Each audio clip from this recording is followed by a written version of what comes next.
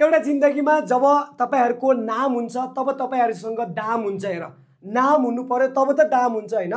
त organic कम्पाउन्डमा marks ल्याउनु छ भने नाम त चिन्नु पर्यो नि त, नाम कसरी लेख्छ थाहा हुनु पर्यो नि त। हो त्यही आईयूपीएससी सँग रिलेटेड क्वेशन छ। हेर के भन्छ कि CS2CN CSCN CS2CN लाई कसरी चाहिँ त्यसलाई आईयूपीएससी नेममा नेमिङ सिस्टम कसरी गरेको छ भन्छ। हेर त, सो यसको लागि हल्का तपाईले बुझ्नुपर्ने कुरा के छ भन्दा यहाँ हेर CS2CN CS2CN है, अर्को छ CHCN।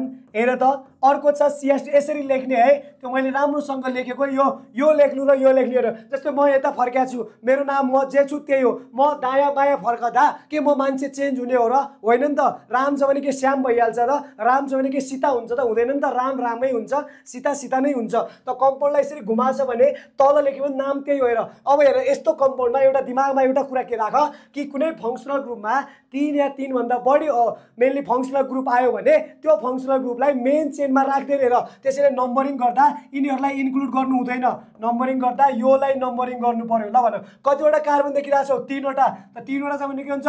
प्रोपेन हैन, प्रोपेन।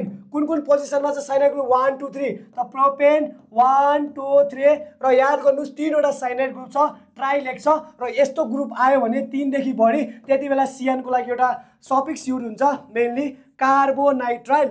सो यहाँ कार्बोनाइट्राइल लेख, कार्बोनाइट्राइल कुन अप्सनमा छ? हेर त कार्बोनाइट्राइल यो अप्सनमा छ।